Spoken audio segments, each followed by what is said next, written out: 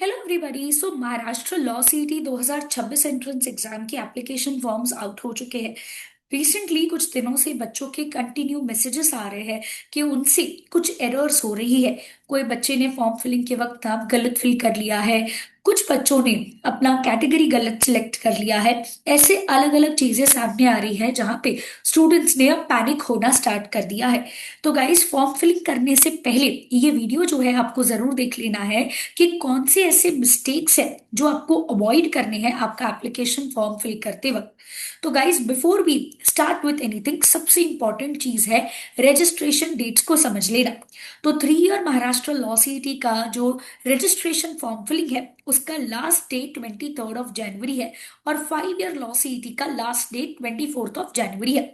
तो ये डेट्स के पहले आपको फॉर्म फिलिंग कंप्लीट करना है, लास्ट डेट तक का आपको वेट नहीं करना है। आइडियली इस डेट के 1 या 2 दिन पहले आपका फॉर्म फिलिंग प्रोसीजर कंप्लीट हो जाना चाहिए। अब देखिए, फॉर्म फिलिंग कैसे करना है इसका एक डिटेल्ड वीडियो हमने बनाया हुआ है।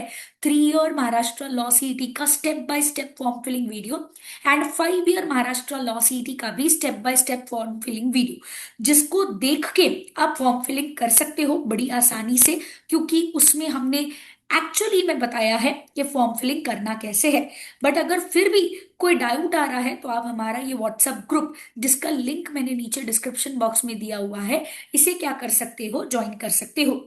बट फॉर्म फिलिंग जैसे ही स्टार्ट करोगे, कुछ मिस्टेक्स जो फ्रीक्वेंटली अलग अलग स्टूडेंट्स कर रहे हैं, ये मिस्टेक्स आपको अवॉइड करनी है।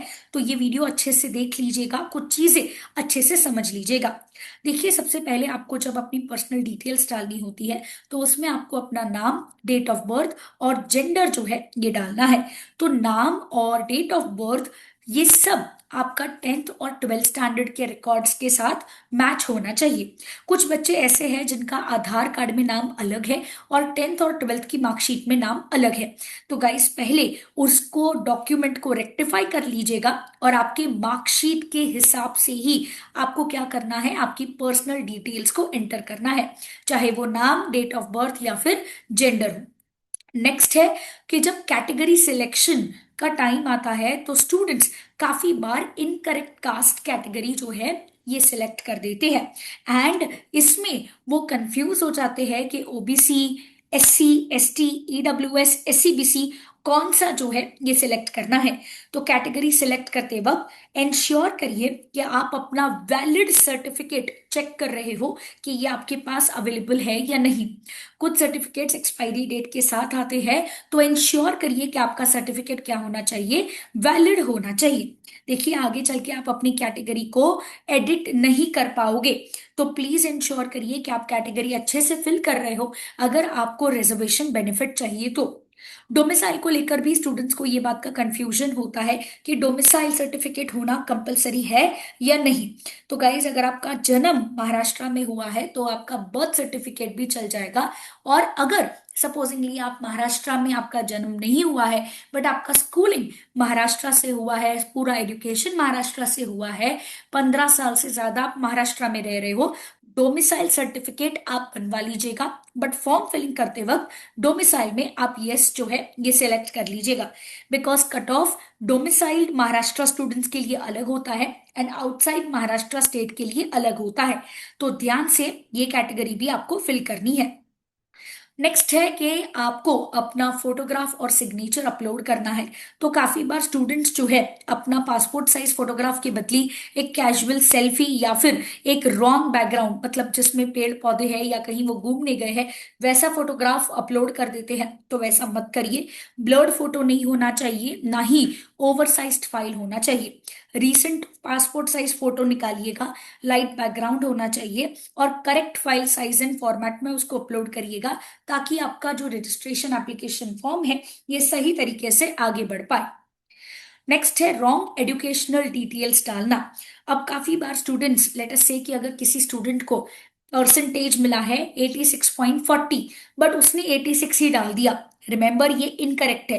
किसी स्टूडेंट को मिला, लेट अस से टोटल मार्क्स उसका 600 में से आ रहा है 540, बट उसने जो है यहाँ पे सपोजिंगली 538 या 542 डाल दिया। इनकरेक्ट मार्क्स नहीं चलेंगे। आपने कौन सी बोर्ड, कौन सी यूनिवर्सिटी उस पे भी आपको ध्यान देना है जहां से आपने क्लियर किया है।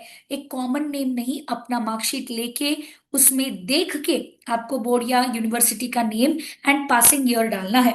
डबल चेक करिएगा आपके एग्रीगेट परसेंटेज, बिकॉज आपका एलिजिबिलिटी है। एलिजिबिलिटी तभी होगा जब आप अगर ओपन कैटेगरी से हो तो 45 से ज्यादा, एंड अगर सपोजिंगली आप SC या ST कैंडिडेट हो तो 40% से ज्यादा। क्वालिफाइंग एग्जाम भी है। तो आप अगर 5 ईयर लॉ सीईटी कर रहे हो तो या तो आपका 12th कंप्लीट होना चाहिए, या फिर आप 12th परस्यू कर रहे हो, आप 2026 में अपना 12th कंप्लीट करोगे। सेम गोज फॉर ग्रेजुएशन, या तो आपका ग्रेजुएशन कंप्लीट होना चाहिए या फिर आप अभी फाइनल ईयर में होनी चाहिए। पासिंग स्टेटस अच्छे से डालना कि आप अपियरिंग हो या फिर पास्ट हो।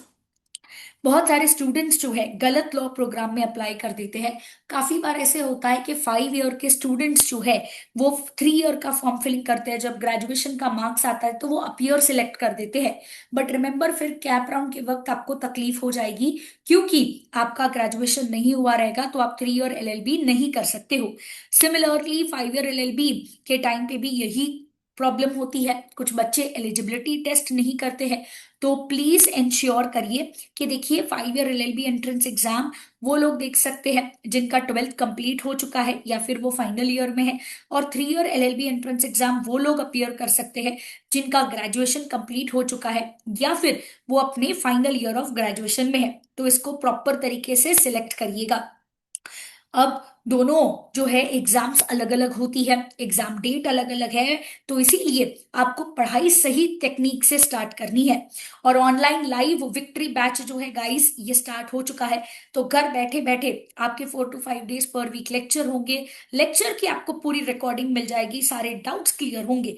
पढ़ने के लिए ई बुक्स मिलेंगी जिसमें सारा CET syllabus, concept plus MCQ practice जो है कवर्ड है। Weekly current affair video, monthly current affair magazine, सारी चीजें कवर्ड है।